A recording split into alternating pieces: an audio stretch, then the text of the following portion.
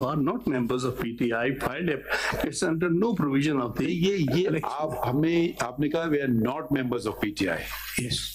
So when you're concerned about millions of persons, why, what harm will be done to if they were contested in the election? If you are saying they're not, तो आपने कोई disclosure नहीं कर रहे हैं, इस basis पे आप इनको माना कर रहे हैं. बाकी तो चलें कुछ भी हम मान लेंगे, मगर अकबर एस अहमद का तो आप खुद तस्लीम कर रहे हैं फाउंडिंग मेंबर है वो. Sir founding member if it turns against his party, तो क्या वो पार्टी ये नहीं है. ही देखें, he is not running against it. He's saying do things properly according to law. हो सकता है उनका मौक़िफ़ गलत हो जी, अब पार्टी फंडिंग सही करें, आप इलेक्शन सही करें. अब ये it doesn't mean कि you are, देखें, the greatest strength comes from those who oppose from within. ठीक है कि जी ये ऐसे ना करो.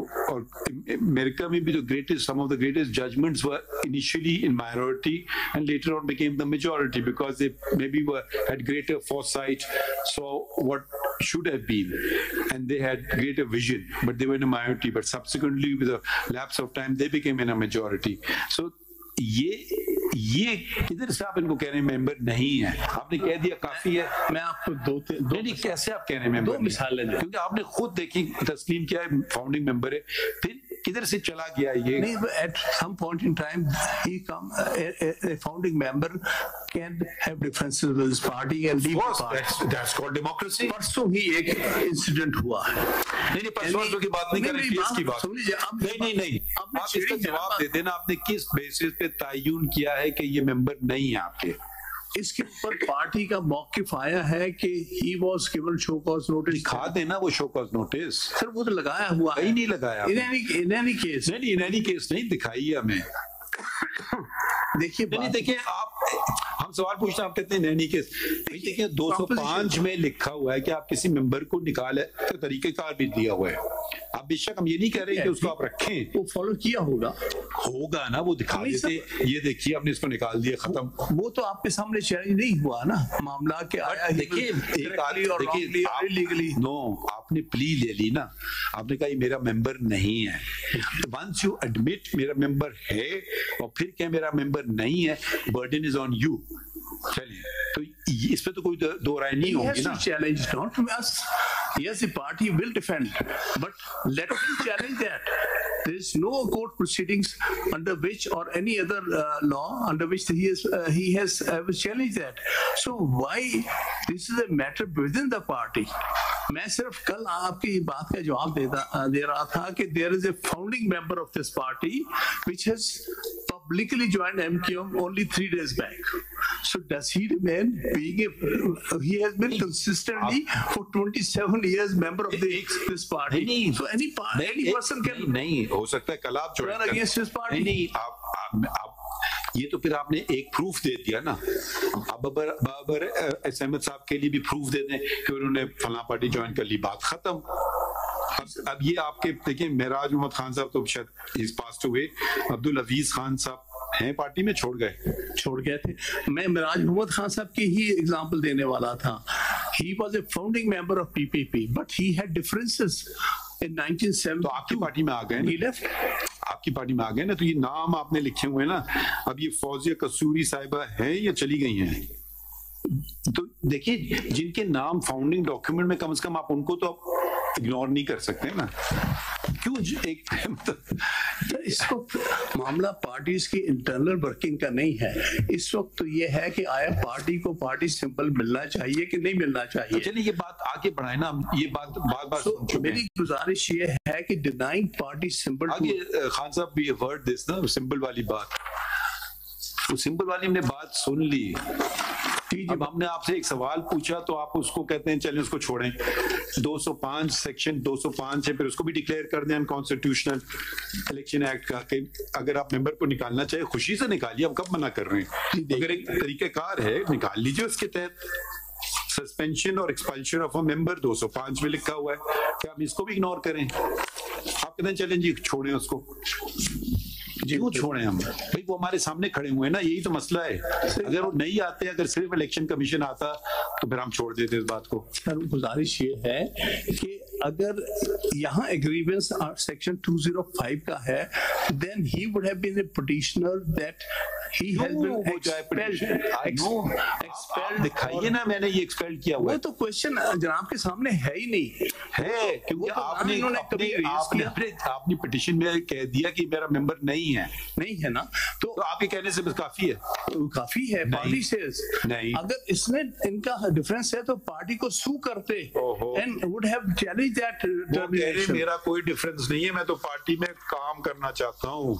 That is something to be decided by a court if he challenges his termination. That is not being challenged before this honorable court. If you were in his place tomorrow, how would you feel? I will go to a proper court. Why would you challenging go? my no, you should show me. No, 205 के तहत मैं challenge करूँगा। No, you don't prove a negative. You prove a positive. If they had expelled you, you will go to a court of law and say this expulsion is unconstitutional. If there is nothing there, why should you go to a court of law? You are a member. Khatam. The party is denying my membership. He should go and prove before a court of law. No, party हो फिर को मैं ही deny कर रहा हूँ, तो देखिए self serving argument तो नहीं चलेगा ना। ये चलिए खैर आगे बढ़े। We have to conclude this now. मेरी गुजारिश ये है कि denying party symbol, ये एक अलग बात, is going to disenfranchise millions of voters who want to vote for the candidates nominated by PTI. ये आपने कह दी बात, हमने नोट कर ली। Next point बताइए। The result, what is it that is before this honorable court? That is objectives resolution article 2(1) is being violated. देखिए अब फिर बात आ जाएगी, do you deprive 850,000 of your memberships for the right of vote? You can't say कि मेरे लिए ये होगा स्टैंडर्ड और दूसरे के लिए ये होगा standard. Standard has to be the same. उसका इससे कोई ताल्लुक नहीं। यहाँ citizens of Pakistan in millions में 5 करोड़ हो सकता है वोटर हमारे हो, आज by this act of ACP they are being deprived of their right to vote which is a fundamental right under article 7। ये बात हम कितनी दफा सुन चुके हैं ना, ठीक है ना। आप कोई अब इसको आगे बढ़ाए ना बात को, इसको आर्टिकल 2A के तहत भी देखें ना, हमने पढ़ा हुआ आर्टिकल जनाब की, ठीक है, लेकिन मुझे भी पढ़ लेने थे। हाँ, पढ़े मगर टाइम की बात है फिर।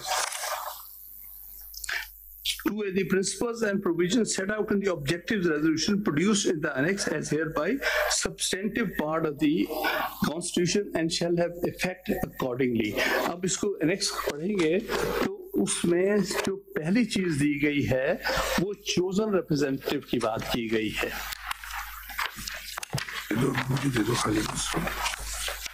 सर इसमें ये कहा है wherein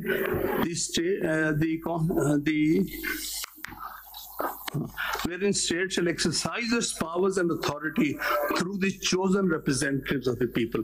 अगर एक political party जिसकी perhaps बहुत बड़ी following है उसको election से बाहर कर देंगे तो फिर उस state को कौन represent करेगा? chosen representative तो बहुत सारे फारिग हो गए।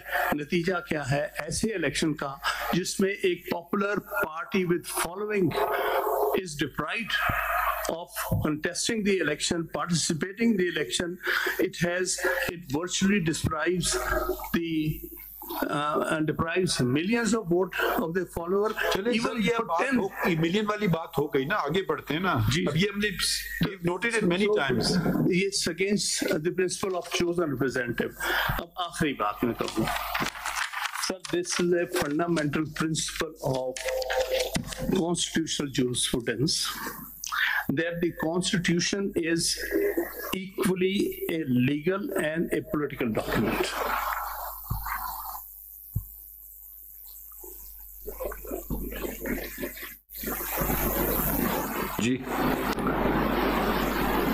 So no court, while interpreting the constitution or its provisions,